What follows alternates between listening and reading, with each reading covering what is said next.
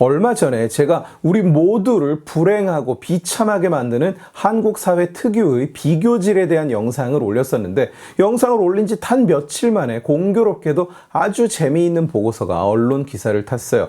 KDI에서 나온 보고서인데 제목이 한국의 중산층은 누구인가입니다. 가계소득 통계를 바탕으로 정말로 한국의 중산층이 무너지고 있는지, 정말로 양극화가 심화되고 있는지를 분석한 보고서예요. 여러 언론에서 다뤘기 때문에 보신 분들이 아마도 많을 겁니다. 사람들이 월 수입이 700만 원이 넘어도 스스로를 가난한 계층으로 생각한다는 기사입니다. 바로 이 보고서를 토대로 쓰여진 기사예요. 언론 기사들이 언급한 내용은 뭐냐? 한국 사람들은 월 700만 원, 월 700이면 그 어떤 분류로도 상위 계층, 고소득자, 고소득 가정인데도 스스로를 고소득자가 아닌 중간쯤으로 여기거나 심지어 가난한 하층인 줄 알고 있다는 이야기였습니다. 실제 이 보고서에 실려있는 조사 결과를 보면 전체의 단 2.9%, 일반적으로 우리가 소득 분위를 나눌 때 상층 5분위라고 하면 20%를 의미하는데 20%는 커녕 고작 2.9%, 100가구 중에서 채 3가구가 되지 않는 적은 수가 스스로를 고소득자, 상층으로 인지하고 있었다는 겁니다. 특히 월소득 700만 원이 넘는 고소득 가구에서, 이건 고소득 계층만 잘라놓고 본 겁니다. 그 고소득 계층에서 스스로가 상층이라고 인지한 비율은 11.3%밖에 되지 않았어요. 76.4%는 자신을 중산층, 중위소득에서 앞뒤에 있는 그 정도 수준이라고 생각을 했고, 심지어 12.2%는 스스로를 하층이라고, 저소득계층이라고 받아들였습니다. 고소득자만을 잘라놓고 본 건데 스스로를 고소득자라고 인식한 사람보다 하층이라고 인식한 사람이 더 많았다는 거예요. 중위소득의 200% 안팎을 벌면서도 스스로가 하층이라고 생각을 하고 있다는 얘기입니다. 보고서를 더 깊이 읽어보면 재미있는 이야기가 굉장히 많이 나옵니다. 250페이지가 넘는 보고서라서 다 읽어드릴 수는 없습니다만 오늘은 이걸 가지고 한번 이야기를 해보죠. 한국에서 80년대에 조사를 했을 때는 자신이 중산층이라고 답한 사람은 70%였다고 합니다. 그런데 최근에 같은 질문을 했더니 스스로를 중산층이라고 답한 사람은 40%밖에 되지 않았어요. 중산층이라는 분류는 사실 딱 어디에서 어디까지로 칼같이 규정된 개념은 아닙니다. 그러나 중위소득을 중심으로 아래 위로 일정 폭을 포함하는 아주 가난하지도 않고 아주 부자도 아닌 사람들을 칭하는 개념이니까 대략 50에서 70% 정도가 속해 있다고 볼 수 있을 듯 해요.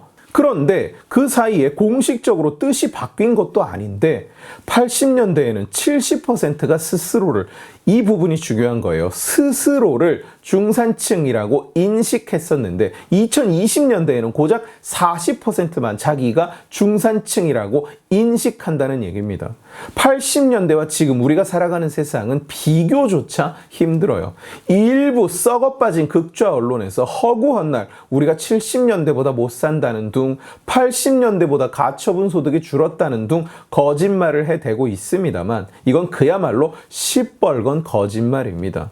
지난 40년간 대한민국은 생활 환경, 라이프스타일, 우리가 먹고 마시고 입고 들고 몰고 즐기고 누리고 사는 모든 것이 다 업그레이드 됐어요. 세계 경제에서 대한민국이 차지하는 순위도 계속 올라왔습니다.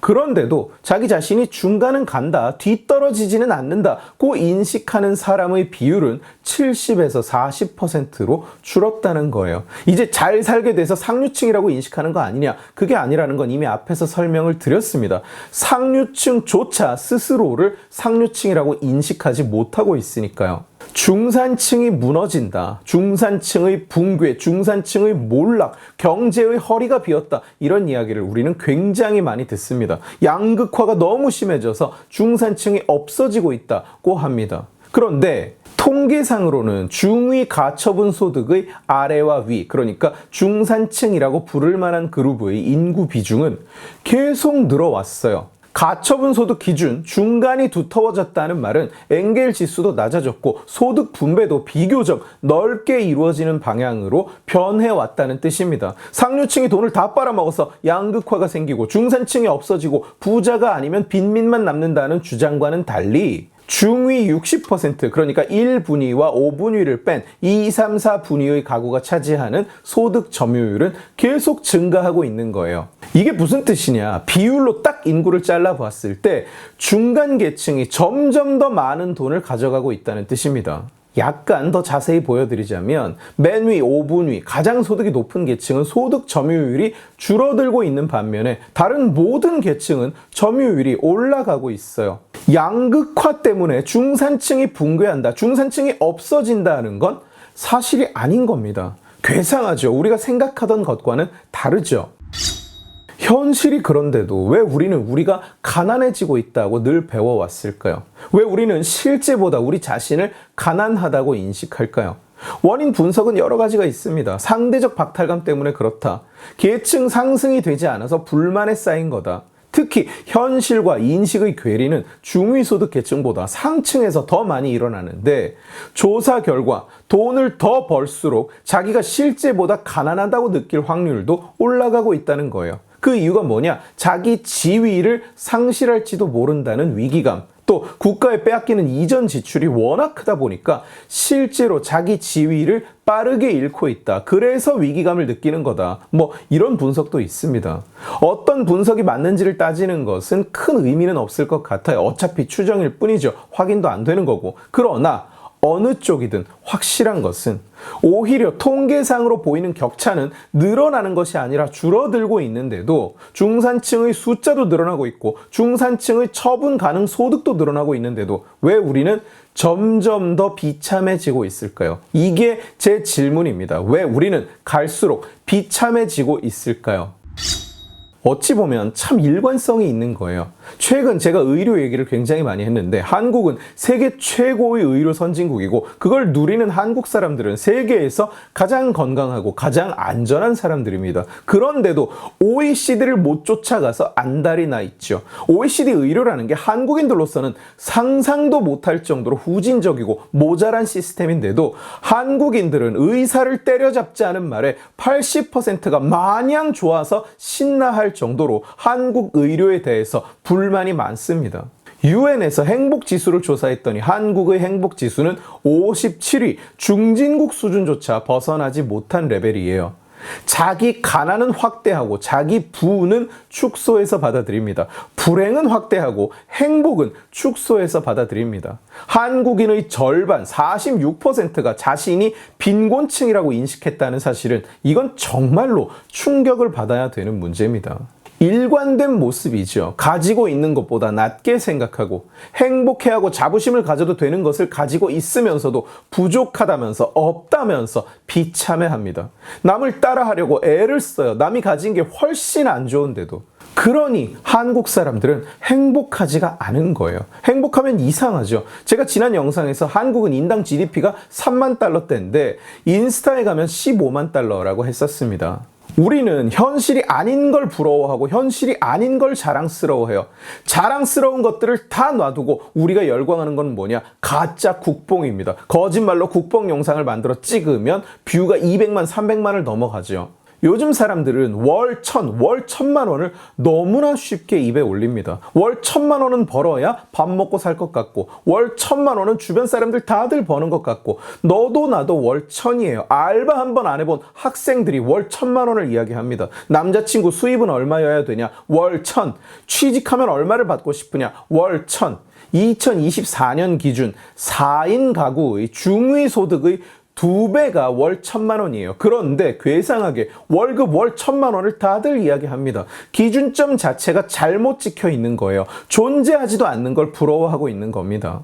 가구 소득이 월 700만 원이면 가구 인원이 몇 명이냐에 따라서 차이는 있습니다만 통계학적 분류로 높은 분위일 수밖에 없어요. 그러나 12%가 자신을 1분위 하위 계층이라고 인식했다는 것은 그만큼 우리가 기준이 왜곡되고 찌그러져 있다고 볼 수밖에 없는 겁니다. 그리고 그게 사회 전반에 영향을 끼치고 있는 거예요. 제가 삼성에 다닐 때 삼성의 가장 강력한 에너지가 위기의식이라고 느꼈습니다. 시장 1등인데도 맨날 이대로는 안 된다, 곧 어려워진다, 곧 떨어진다, 곧 추락한다, 아주 듣기에 짜증나서 못 듣겠을 정도로 그런 말을 다들 하고 또 늘 했어요.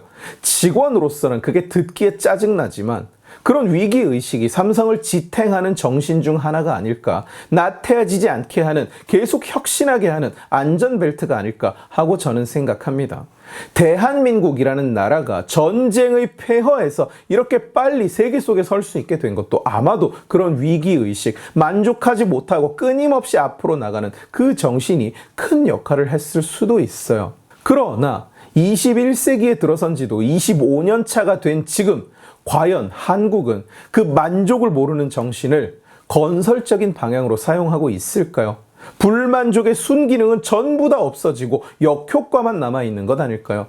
오로지 하루 종일 남과 비교질만 하면서 세계에서 제일 건강해도 불만이고 세계에서 손꼽히는 부자인데도 불만이고 삶이 끊임없이 나아지고 있는데도 불만이고 세계에서 가장 좋은 걸 입고 먹고 바르고 있는데도 오로지 불만이고, 저는 삶이 부족해도 그냥 거기에 만족하고 안빈낙도하면서 그 자리에 멈춰서 살라고 말하는 사람이 정말 전혀 아닙니다. 저 역시도 멈추기 싫어하는 사람이에요. 그러나 그 불만이 새로운 에너지가 되고 동기가 될 때에야 가치가 있는 것이지, 삶이 오로지 불만과 비참함만으로 가득 차 있다면 현재가 만족스럽지 않으니까 더 노력하고 더 공부하고 더 일하자는 게 아니라 그냥 자기가 이미 가지고 있는 것의 가치조차 제대로 볼 수가 없이 사회 전체가 나는 가난해 이를 갈면서 오직 남의 것만 탐하고 있다면 그건 잘못된 일 아닐까요?